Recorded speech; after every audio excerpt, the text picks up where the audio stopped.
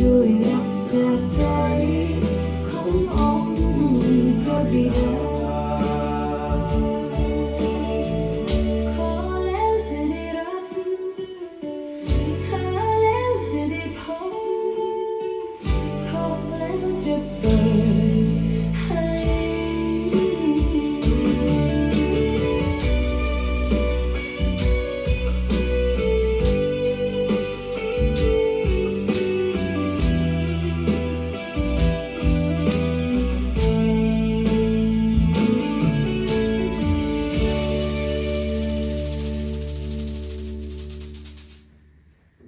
Wow.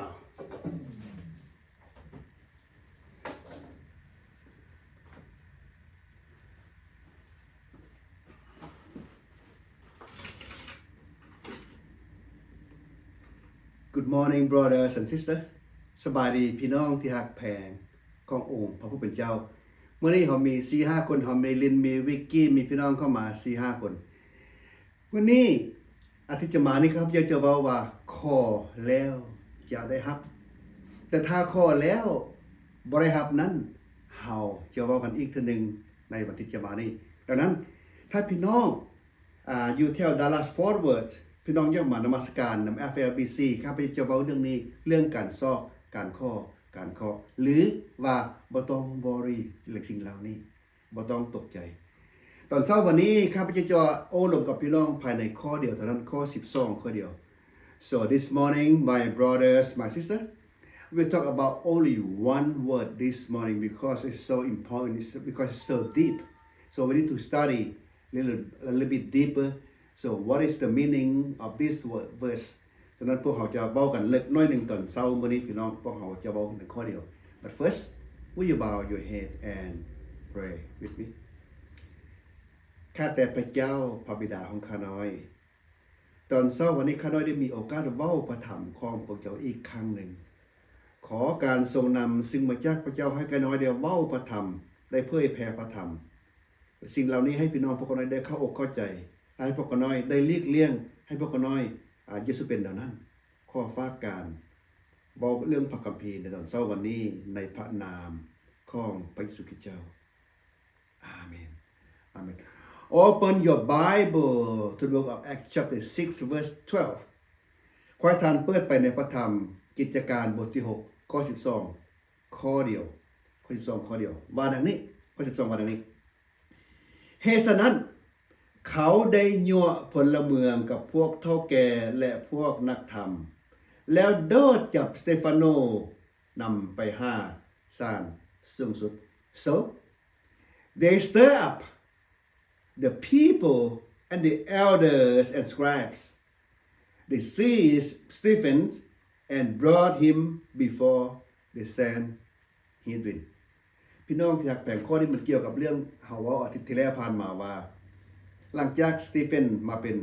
ผู้รับใช้พระเจ้าแล้วมาเป็นมัคคารายกมาเป็นผู้รับใช้หรือเป็นเฒ่าแก่อยู่โบสถ์แล้วหั่นน่ะเพิ่นแจ้งใหญ่ของเพิ่นมีชื่อเสียงดีแต่พวกเรานี่เอาเรื่องเพิ่นSo I want to point you point number 1. อยากบอกพี่น้องอันนี้ Point number 1. These people they are Hellenists. Hellenists mean people they are Jews that who speak Greek. Okay? Hellenists. The Jewish people they speak Greek. The same way Laotian people in America here speak Lao and also speak English like myself.สำหรับพี่น้องที่อยากแพงอันที่1อย่าบอกพี่น้องว่าผู้ที่ยั่วยงผู้อื่นผู้ที่เอาเรื่องสเตฟานโนนี่นะแม่นผู้เป็นคนเฮเลนิสที่เว้าภาษากรีกได้มันก็คล้ายๆกับคนลาวที่อยู่โอสบายดีคำฮุงสบายดีขอบใจที่เข้ามาเฮาศึกษาในกิจการบทที่6ข้อ12เด้อคนที่ฟ้องสเตฟานโนคนเอาเรื่องสเตฟานโนหมายความว่าคนเฮเลนิสเว้าภาษากรีกได้ถึงว่าฮู้ภาษาอื่นภาษากรีกเพราะว่าตอนนั้นกรีกเป็นผู้คอนโทรลเป็นผู้คุ้มครองหรือเป็นผู้ปกครองเป็นภาษาทางการในสมัยนั้นคล้ายๆกับคนลาวในเดี๋ยวนี้พี่น้องอยู่ประเทศอเมริกาเว้าภาษาลาวและเว้าภาษาอังกฤษได้และคนลาวกลุ่มนี้หั่นน่ะมันก็คล้ายๆกับพี่น้องเฮเลนิสที่เว้าภาษากรีกได้ คนลาวกลุ่มนี้ที่อยู่ในโบสถ์ลาวในเวลานี้ ถ้าเว้าภาษาอังกฤษได้เด้เวลาผู้อื่นสอน เวลาผู้อื่นเทศน์เวลาผู้อื่นเว้าเรื่องพระคัมภีร์โอ้ยพวกเจ้าเว้าบ่ถูกพวกเจ้าแปลบ่ถูกภาษาอังกฤษว่าแนวนี้อันนั้นคนที่เว้าภาษาอังกฤษมักจะว่าเช่นนั้นพวกเฮเลนิสเช่นเดียวกันเจ้าเฮ็ดจังซี่บ่ถูกนะค่อยนี่เว้าภาษากรีกได้ค่อยเข้าใจเรื่องของกรีกดังนั้นน่ะเขาจึงเอาเรื่องสเตฟานโนในขณะที่เฮ็ดเวียกของพระเจ้าอยู่นั้นwell เมื่อลาเขาเอาเรื่องนี้เข้าฟ้องสเตฟานโนไปศาลสูงสุดคือศาลแซนฮิดรินให้พี่น้องจื่อไว้เด้อศาลนี้มีชื่อว่าแซนฮิดรินนั้นเป็นศาลสูงสุดซึ่งสามารถตัดสินฆ่าคนได้ปล่อยคนได้ศาลอื่นตัดสินบ่ได้ดังนั้นเขาจึงนำสเตฟานโนไปถึงศาลแซนฮิดรินเพื่อจะฆ่าเราว้าวคนแบบนี้นะอิงตามพระธรรมมัทธิวบท18ข้อ6พระเยซูได้ว่าคนแบบนี้หั่นน่ะถ้าเอาก้อนหินโม่ก้อนบักใหญ่ผูกสะขอดทิ่มลงน้ำทะเลตายก็ยังดีกว่าผู้ที่เอาเรื่องหมู่นะพี่น้องที่ฮักแพง so these kind of people Jesus said on Matthew 18 verse 6 so these people maybe have a milestone hang on the neck and throw into the sea to be finished ว้าวพี่น้องที่ฮักแพงดังนั้นนะถ้าพระเห็นแบบนี้พระเยซูไว้ฉะนั้นว่าพ่อnumber 2 วันพ่อที่อยู่อันที่2อย่าว่าถึงนี้นั้นเวลานี้พี่น้องที่รักแพงอันที่2อย่าบอกพี่น้องว่าให้พวกเฮาระวังผู้สอนหรือผู้สอนผิดเช่นเดียวกันและผู้ไม่ใจอิจฉายั่วโยงคนโบสถ์อื่นคนโบสถ์ให้ผิดกันคนยั่วโยงนะพี่น้องไปไสเราก็ยั่วก็โยงให้หมู่ผิดกันหมู่มีความสงบสุขอยู่ดีๆเราไปแล้วบ่อนท่านน่ะเกิดมีความวุ่นวายดังนั้นน่ะพวกเฮเลนิสที่ว่าภาษาอังกฤษได้นี่นะพี่น้องก่อความวุ่นวายยั่วโยงให้ผู้อื่นผิดกันฟ้องสเตฟานโนดังนั้นน่ะอันที่2นี่พวกเฮาควรระมัดระวังว่าผู้ใดสอนแนวใดสอนผิดแนวใดและผู้ใดยั่วโยงให้คนผิดกันอย่างใดว้าวยั่วโยงจะได้พี่น้องอยากแปลงยั่วโยงให้พวกอาจารย์ต่ออาจารย์ต่อสู้กันโบสถ์ต่อโบสถ์ต่อสู้กันให้ให้ว่าเอาโบสถ์เจ้าเฮ็ดบ่ถูกโบสถ์ค่อยเฮ็ดถูกนั่นซั่นสิไปนะพี่น้องที่รักแพงดังนั้นน่ะเมื่อบางเทื่อบางคนก็ว่าอุ้ยพวกนี้เอาแต่ความรู้มาสอนกันไปโรงเรียนมีดีกรีแล้วเอาแต่ความรู้บ่มีพระวิญญาณพี่น้องที่รักแพงคนเหล่านี้น่ะยั่วโยงให้ผู้อื่นผิดกันข้อเก่าได้บอกว่าคนที่ยั่วโยงหั่นน่ะพี่น้องถ้ากลับขึ้นไปเบิ่งข้อเก่าหั่นน่ะ โทษโอ้ข้อเอากาแฟนั่นคอมันแห้งแล้วนี่นะอากาศเย็นมื้อนี้ดังนั้นน่ะคนที่ยั่วโยงผู้นี่นะพ่อแม่บ่แม่นคนผู้อื่นผู้ไกลได้แม่นคนในโบสถ์ถ้าพี่น้องกลับขึ้นไปเบิ่งข้อเก่ามั้ยจะเห็นว่าแม่นคนในโบสถ์คนโฮงธรรมเทศนา so the people who stir up the other people arguing fighting is not far away people inside of synagogue inside of the church according to verse 9ถ้าพี่น้องไปเบิ่งข้อเก่าแล้วนะว่าตรงนี้ข้อเก่าได้ว่าตรงนี้ได้พี่น้องข้อเก่าว่าแต่มีบางคนจากโฮงธรรมเทศนาที่เอิ้นว่าโฮงธรรมเทศนาอิสระมีทั้งชาวยิวซะหลายคนน่ะเป็นลุกขึ้นพากันไล่เลียงไล่สเตฟานโนดังนั้นน่ะ verse 9 it said but the resident arose what was the called synagogue of the freedom see brother and sister people who are fighting us people who are giving us people who stir up it's not people far away people the same church maybe same religion นั้นพี่น้องที่รักแพงคนที่มาซ่อนคนที่ให้พวกเขาผิดกันนั่นน่ะบางทีบ่นผู้อื่นผู้ไกลได้คนในโบสถ์ไปโบสถ์นำกันไปโบสถ์นั้นไปโบสถ์นี้แล้วก็โยกให้บ่ถือกันว่าอาจารย์เจ้าสอนบ่ถูกอาจารย์เจ้าบ่ดีหรือว่าสมาชิกโบสถ์เจ้าเป็นท่านเป็นสิพี่น้องที่รักแพงอันนั้นน่ะเฮาจะบ่ว่าให้กัน Good morning บ้านสเกนเนาะบ้านสเกนเนาะก็เข้ามาดังนั้นน่ะข้อที่12นี้เลิกไล่พี่น้องที่รักแพงดังนั้นน่ะถ้าพวกใดมีความรู้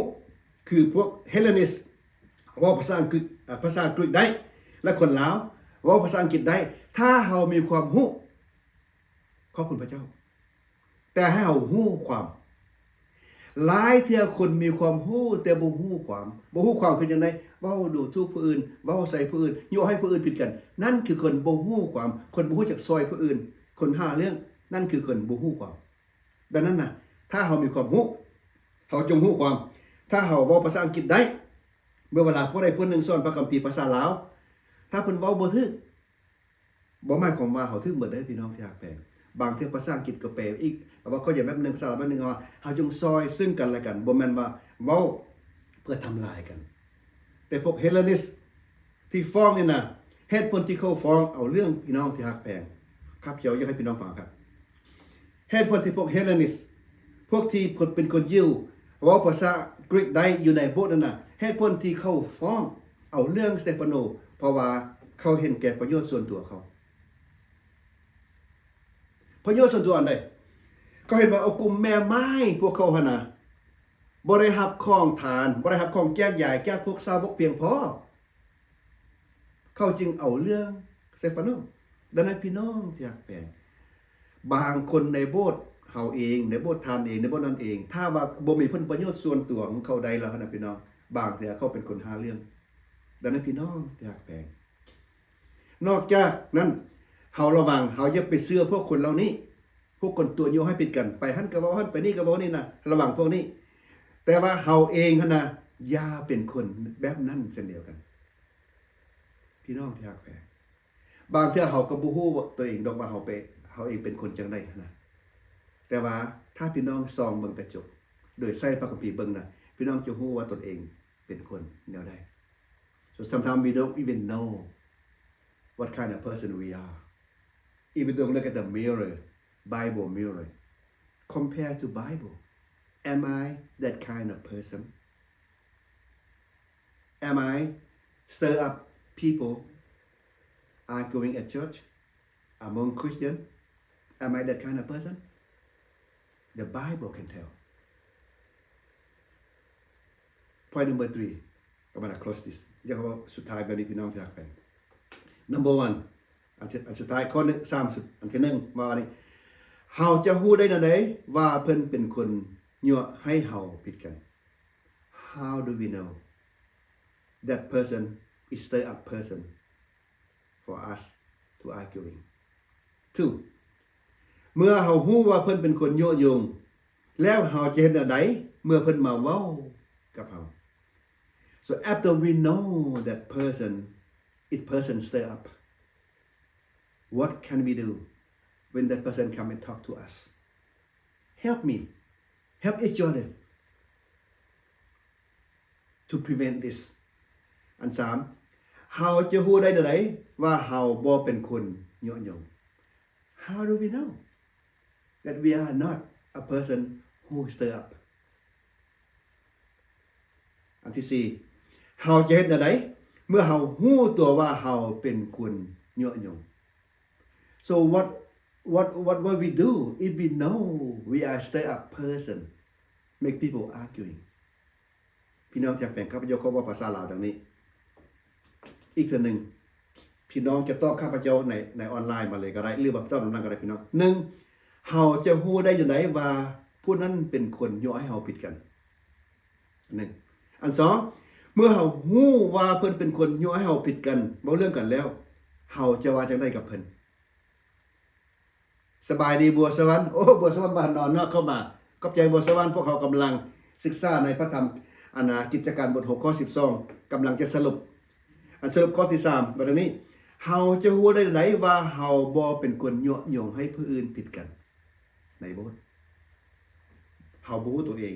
จนกว่าเฮาเบิ่งพระคัมภีร์เฮาบ่ฮู้หน้าเฮาเป็นจังได๋จนกว่าเฮาส่องกระจกดังนั้นเฮาจะฮู้ได้จังได๋ว่าเฮาบ่เป็นคนยั่วยงคือพระธรรมกิจการบท6ข้อ12นี้และอันที่4สุดท้ายเฮาจะเฮ็ดจังได๋เมื่อเฮาฮู้ตัวเองว่าเฮาเป็นคนยั่วยงพี่น้องตอบนำข้าพเจ้ามานะพี่น้องอยากแปลงฉะนั้น4ข้อที่สำคัญ1อีกเทื่อนึงเฮาจะฮู้ได้จังได๋ว่าเฮาเป็นคนยั่วให้ผู้อื่นผิดกันเฮาจะฮู้ได้จังได๋ว่าเพิ่นเป็นคนยั่วให้เฮาผิดกันอัน1อัน2เมื่อเฮาฮู้ว่าเพิ่นเป็นคนยั่วยงแล้วเฮาจะเฮ็ดจังได๋กับเพิ่นเฮาจะว่าจังได๋กับเพิ่นอัน2อันที่3เฮาจะฮู้ได้จังได๋ว่าเฮาบ่เป็นคนยั่วยงบ่เป็นคนเหล่านั้นสบายดีป้าสมพิษกำลังจะสรุปอันที่4สุดท้ายเฮาจะเฮ็ดจังได๋เมื่อเฮาฮู้ตัวเองว่าเฮาเป็นคนแนวนั้นเฮาเป็นคนยั่วยงให้ผู้อื่นผิดกันเป็นคนยั่วยงให้ผู้อื่นบ่ถือกัน ดังนั้นให้พี่น้องตอบนำข้าพเจ้ามาใน4ข้อนี้และพวกเราจะศึกษานำกันต่อตอนเช้าวันนี้ข้าพเจ้าอวยพรพี่น้องขอพี่น้องผมจะอวยพรข้าพเจ้าข้าแต่พระเจ้าพระบิดาข้าน้อยขอบคุณพระองค์เจ้าที่ให้เผยแผ่พระธรรมเหล่านี้เห็นพวกเฮเลนิสที่เว้าภาษากรีกได้นั้นเอาเรื่องของสเตฟานโนแต่บางเทื่อพวกข้าน้อยที่เว้าภาษาลาวภาษาอังกฤษได้ก็เอาเรื่องผู้อื่นเส้นเดียวกันข้าแต่พระเจ้าพวกข้าน้อยบ่อยากเป็นคนเดียวนั้นเพราะพระองค์ทรงบอกพวกข้าน้อยว่าถ้าเป็นคนเดียวนั้นเอาก้อนหินโมมาสะกดที่ลงน้ำทะเลก็ดีกว่าพวกข้าน้อยบ่อยากเป็นอย่างนั้นพี่น้องพระองค์เจ้าค่ะขออภัยแก่พวกข้าน้อยขอให้พวกข้าน้อยค้นพบตนเองเถิดให้พวกข้าน้อยอย่าเป็นคนเดียวนั้นจึงกราบขอบคุณพระเจ้าสำหรับตอนเช้าวันนี้ในพระนามของพระเยซูคริสต์เจ้าอาเมน God bless you brother and sister I will see you again this coming Sunday if you come to the church I will preach about do not worry about tomorrow but ask God so this is very important I want you to come ส่วนวันอาทิตย์นี้ที่พวกอาจารย์หุ้มปันจะเทศนาเรื่องว่าอย่าทุกข์ร้อนใจในมื้ออื่นแต่ให้ทูลขอต่อพระเจ้าแต่ว่าบางทีทูลขอเราเอาบ่ได้เป็นอย่างจริงบ่ได้เฮาจะมาเว้ากันในวันอาทิตย์นี้ขอพระเจ้าอวยพรพี่น้อง God bless you bye bye